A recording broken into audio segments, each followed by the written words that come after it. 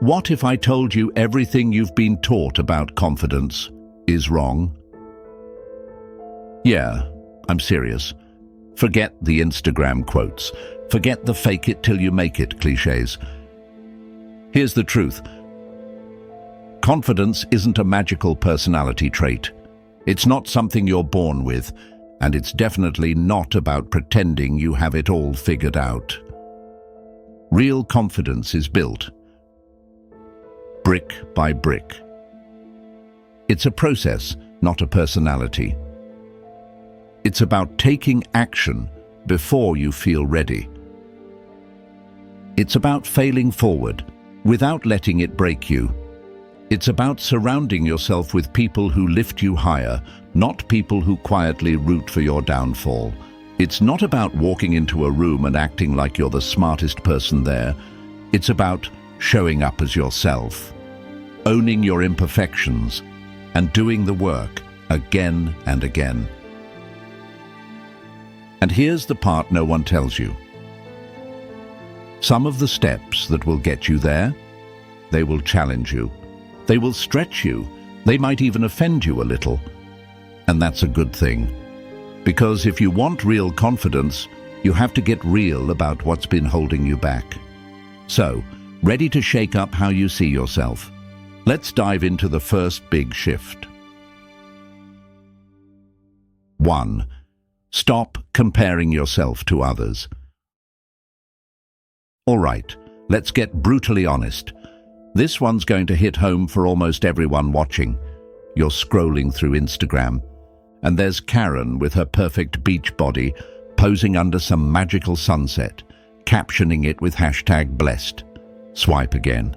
And there's Dave, grinning with his 6-figure startup, telling you how hustle culture changed his life. Meanwhile, you're sitting in sweatpants, reheating cold pizza, wondering if you're falling behind in life. Sound familiar? Yeah, I've been there. I used to scroll through social media, comparing my behind-the-scenes mess to someone else's polished, perfectly filtered highlight reel. And here's what no one tells you. It's all a performance. Karen's not showing the days she's crying in the bathroom because she feels like she's not enough. Dave's not posting about the sleepless nights, wondering if his business will survive. What you're seeing is a carefully curated slice of their life. And you're comparing it to your raw, unfiltered reality. That's like comparing your blooper reel to someone's Oscar-winning scene. It's not even a fair fight. Here's the truth. Comparing yourself to others is the fastest way to suffocate your confidence. Why? Because comparison traps you in someone else's game. You start measuring your worth by their scoreboard. You forget your journey is unique. You don't know their sacrifices, their hidden struggles, their quiet failures, and they have no idea about the strengths, the resilience, and the dreams you're carrying. But let's go even deeper. Comparison doesn't just kill confidence, it kills creativity. When you're obsessed with watching what everyone else is doing, you stop experimenting, you stop building, you stop daring, instead of asking, what matters to me? You're stuck wondering, what will make me look good to them? When was the last time you pursued something purely because it lit you up, without worrying about how it looked on your feed? This is why so many talented people stay stuck. They're so busy watching others, they never start their own race. So here's the hard but liberating truth. You can't win someone else's race. You can only run yours. The only person you should compare yourself to is the person you were yesterday. Are you learning? Are you improving? Are you becoming braver? That's what matters. Let's get practical. Curate your environment. Start with your social media feed. Unfollow accounts that trigger insecurity or self-doubt. Mute people whose posts leave you feeling like you're behind. Fill your digital world with voices that inspire action, not envy. And look beyond your phone. Who are you spending time with in real life? Do they push you to grow, or make you feel like you'll never measure up. If you surround yourself with people who compete, compare, and tear others down, of course you feel stuck. Build a circle that challenges you to rise without making you question your worth. Let me get personal. I wasted years trying to catch up to people I thought were ahead of me, friends with perfect jobs, dream vacations, and Instagrammable lives. I was so busy chasing their milestones, I missed my own. It wasn't until I tuned out the noise, focused on my goals, and measured myself against who I was last month, that I finally felt real, grounded confidence. And here's the magic. When I stopped resenting other people's success, I started celebrating it. Why? Because I was finally running my own race. Bonus insight. Most people aren't thinking about you as much as you think they are. You're worried about how you look, how you measure up, whether you're good enough. Guess what? They're busy worrying about their own insecurities. We're all so caught up in our own heads that we don't have time to be judging each other the way we fear. So give yourself permission to breathe, to focus inward, to move at your own pace. Action challenge for this week. Audit your feed. Unfollow or mute 5 accounts that trigger unhealthy comparison. Celebrate a win. Look back at the last month. Where did you grow? What did you overcome?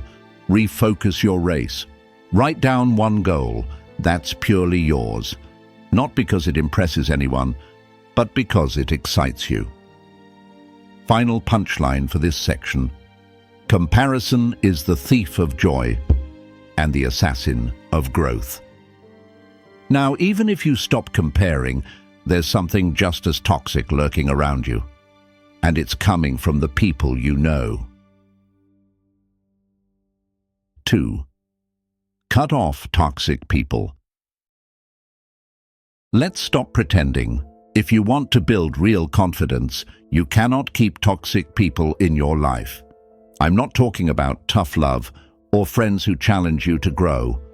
I'm talking about the people who make you shrink, the people whose presence slowly poisons your spirit. You know exactly who they are.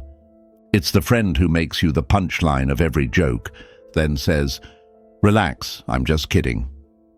It's the co-worker who compliments you to your face, then undercuts you behind your back. It's the family member who says, "You've changed," when what they really mean is, "You're outgrowing the box I put you in." I had a Mike.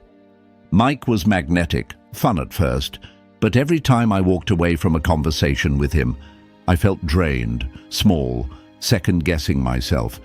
He disguised it well. Sarcasm, backhanded compliments, little digs that chipped away at my confidence. It wasn't one big betrayal. It was death by 1,000 tiny cuts. The day I stepped back from that friendship was the day I started breathing again. Here's the brutal truth most people avoid. Toxicity isn't always loud. Sometimes it's disguised as loyalty. Sometimes it's the friend who says, "I'm just worried about you," but somehow always makes you doubt your decisions. Sometimes it's the partner who loves you, but needs you to play small so they can feel big. Sometimes it's the family member who tells you they're only trying to help, but somehow you always leave feeling less sure of yourself. Now, I'm not saying you have to block everyone overnight, burn bridges, or cut ties dramatically, but you do need boundaries. And here's what people don't understand. Boundaries aren't walls, they're doors, and you control when they open and close.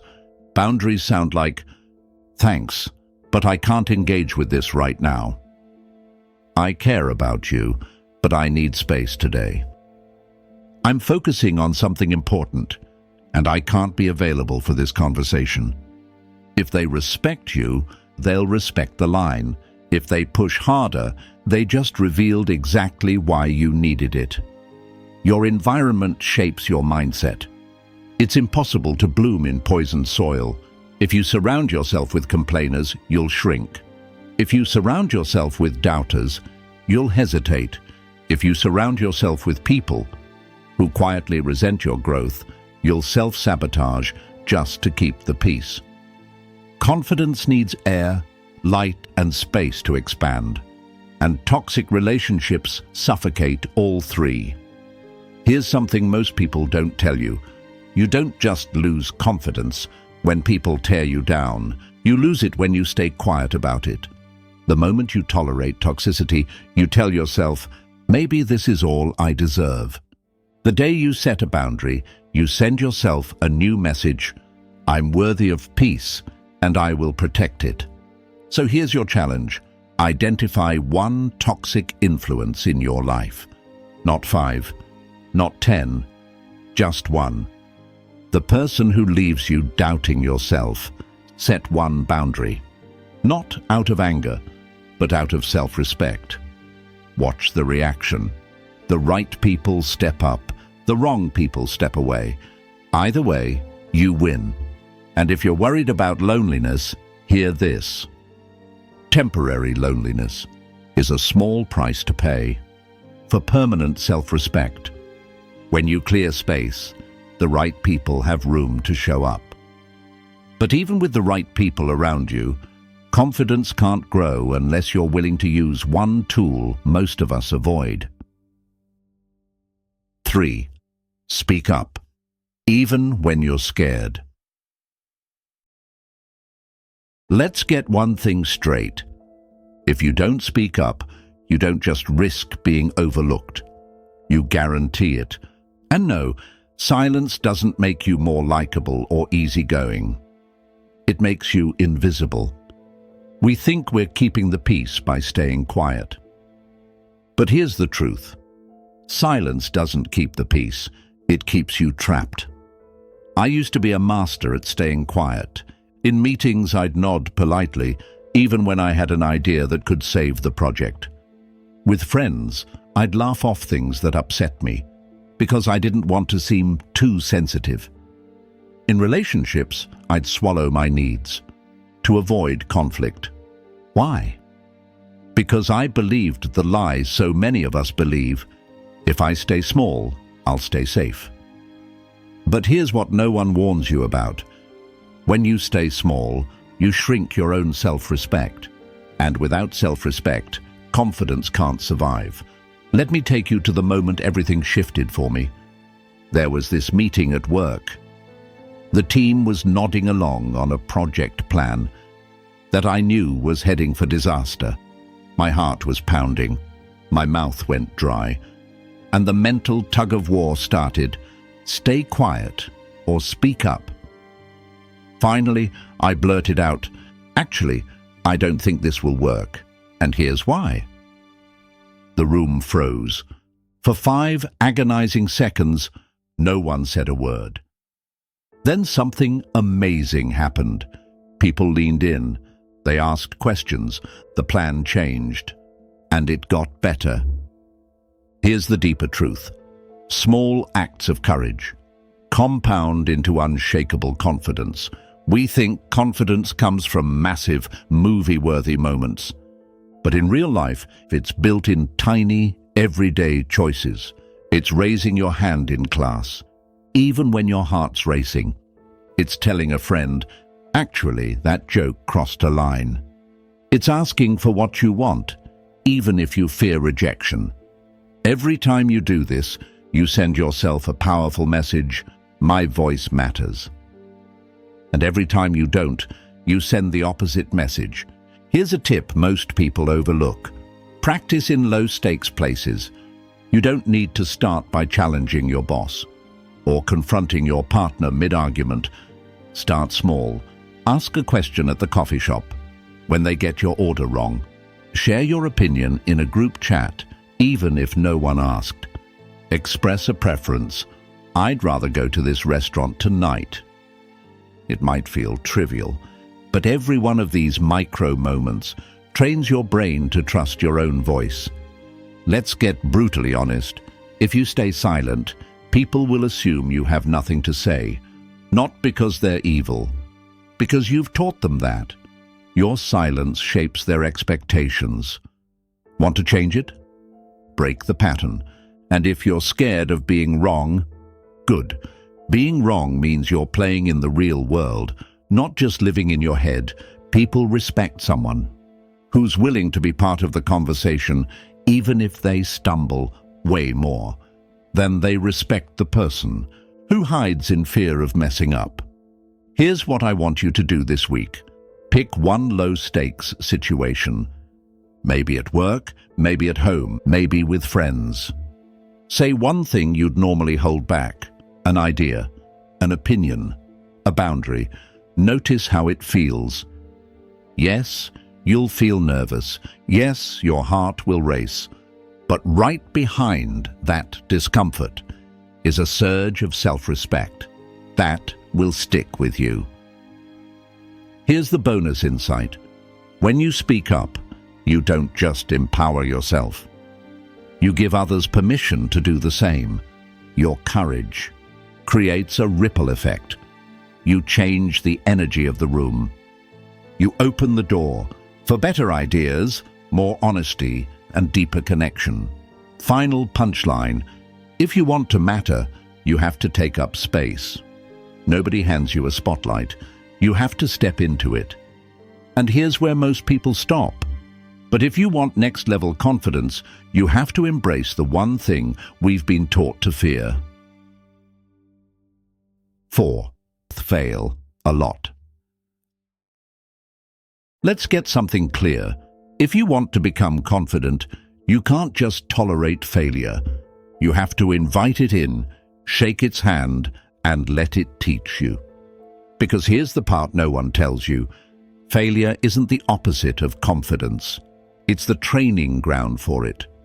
We love to tell the polished success stories. Steve Jobs.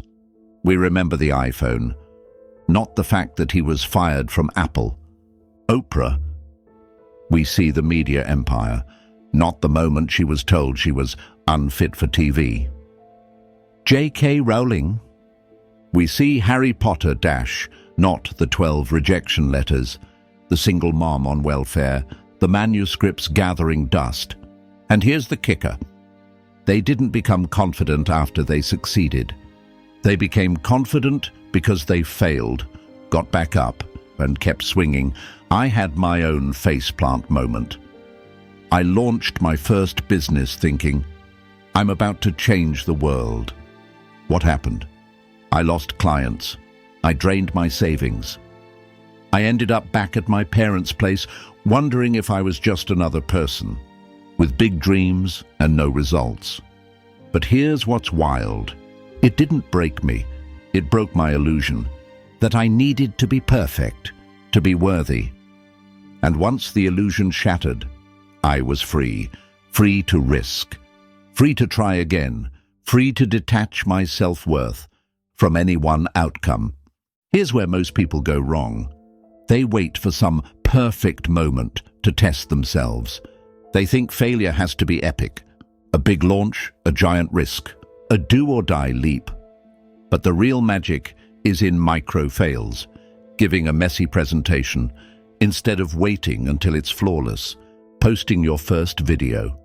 Even when you hate how your voice sounds, asking someone out, knowing they might say no, signing up for a dance class. When you have 2 left feet, it's in the small daily moments where you lean into discomfort and show your brain, I can survive this. Let's break this down deeper. Failure isn't just about falling. It's about recovery time. The best athletes, artists, and leaders aren't immune to mistakes. They're just fast at resetting. They don't drown in, why did this happen to me? They shift to, what can I learn here?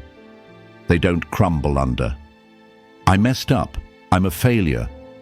They rise with, I failed, now I'm stronger. Here's a little mindset shift. I want you to tattoo on your brain, failure is a data point, not a death sentence. Every mistake is information. Every rejection is feedback. Every stumble is a rep in the gym. That's building your mental muscle. Your action challenge: seek one micro fail this week.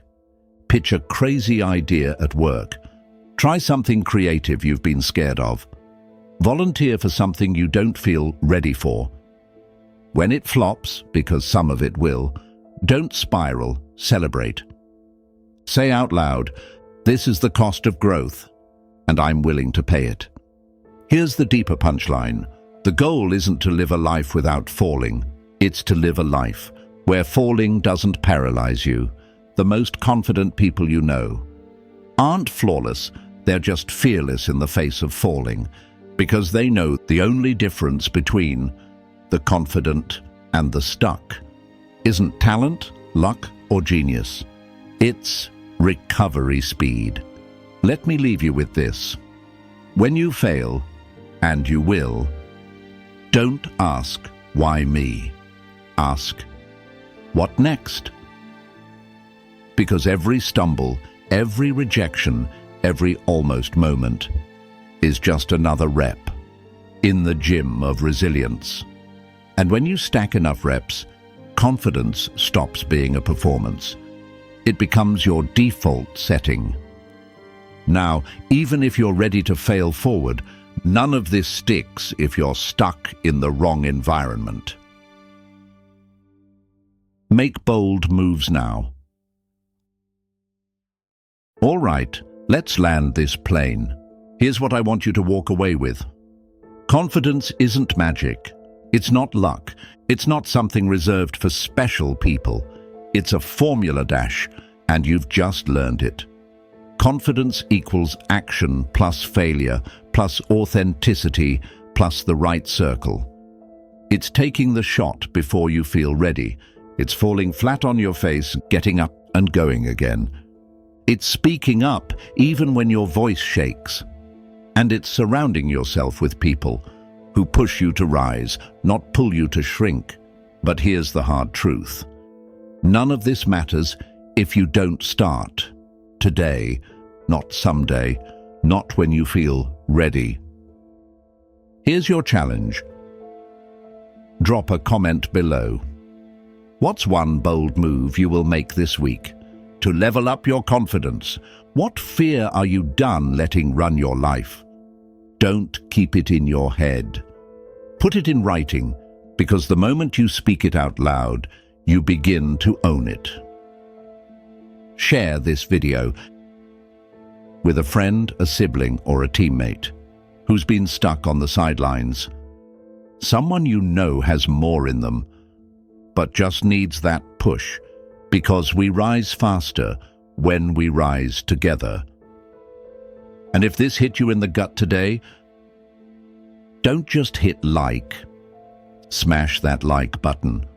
Subscribe, turn on the bell, because every week we're cutting through the noise and dropping no fluff advice to help you become the most confident, resilient version of yourself. Final word to carry with you.